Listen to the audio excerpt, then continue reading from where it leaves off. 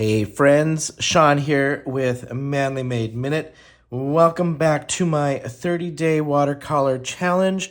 This is day 6. So day 5 yesterday I think went very, very well. So happy with my results.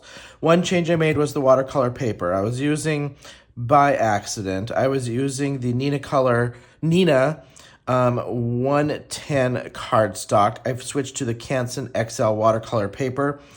Last night I did on the smooth side. Tonight I had embossed this on the kind of the rougher side or the textured side. We'll just see kind of difference on that. Then I learned last night, I did petal by petal, and I just learned, as this dries back, it's going to get a little bit lighter. I went through on the yesterday's and had to read, I kind of did a second layer to intensify the color. Tonight, I'm going to work on kind of the, how much to put down on the original as I do this, and then pulling back some of my water. I was leaving a little bit more water last night, and then I realized partway through, I don't need as much water, so I started drawing that back. So I'm going to start with that. Let me just show you, I'm going to do this on every video so you can see progression. Here's my first 5. This was day 1. This is day 2, day 3, day 4, which is my least favorite, and now last night's day 5, I feel shows significant difference. Watercolor paper helped tremendously on this. And I think, partially, I originally didn't think I was doing that much water. I am switched to watercolor paper, and I embossed. So it contained my water per section much easier. This tonight is on Canson XL watercolor paper again, on the rough side, it's not smooth side, and embossed. So I'm going to get started. Again, I'm using 2 contrasting colors. I'm using a yellow and a blue this evening. I already know this blue I used on a different card I was working on yesterday. I know this dries back much lighter than it appears, and I'm okay with that. I just want 2 contrasting so I can see technique and so forth. So I'm going to get started, and I'll get this onto high speed with some music for you to speed this up from your end. Before I get started, yesterday I mentioned I had some people reach out to me and from Instagram saying, hey, I love your challenge. Can I do it? Can I tag you? And this is so cool. If you want to follow along and do your own challenge, whether it be watercolor or something, by all means, if you want to tag me, feel free to tag me, especially if you're doing a watercolor challenge. And use the hashtag think outside the splatter box. I created that several months ago, realizing that it was unused. And I thought it would be funny and cool and a good thing to start. So hashtag think outside the splatter box. Feel free to tag me. I would absolutely love to see your progression along with mine, especially if you're going to do the same as me for a watercolor challenge and learn as you go. I'm watching other videos and just learning and trying and hopefully getting better at my own technique to get much nicer looking cards. So without further ado, let's get started. Put this on high speed, and I will see you on the flip side and see how this card turns out this evening.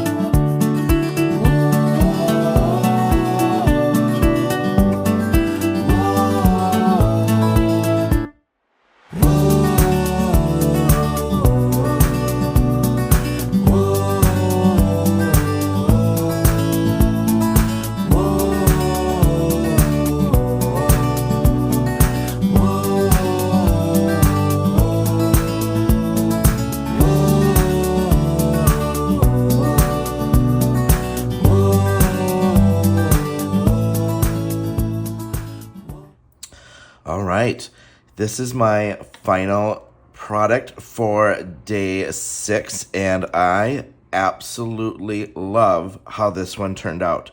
However, one thing to keep in mind is to know your color wheel. And I know better. Being an ex-hairdresser, an ex-hair colorist, I should have known better.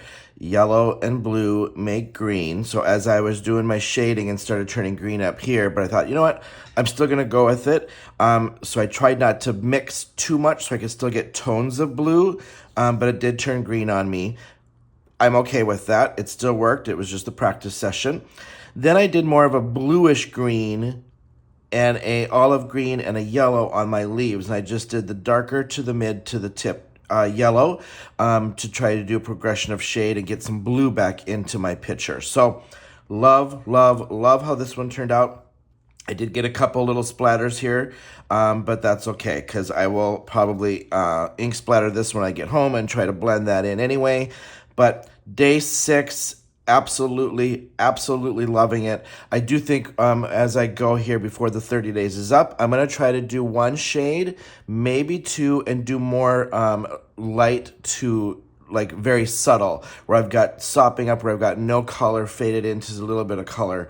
I've been watching some Alta New watercolor videos, and one of them, Iram, I think is her name, sops things up to get the highlight portion to pop forward, so you get more white showing through versus all over color like I'm doing. But here you go, day 6. I hope you enjoy, and again, if you want to join in on my 30-day challenge, by all means, couple people have reached out. Feel free to tag me and refer back to mine, and I'll do the same. Would love to see what you got going on. And then be sure to use hashtag think outside the splatter box.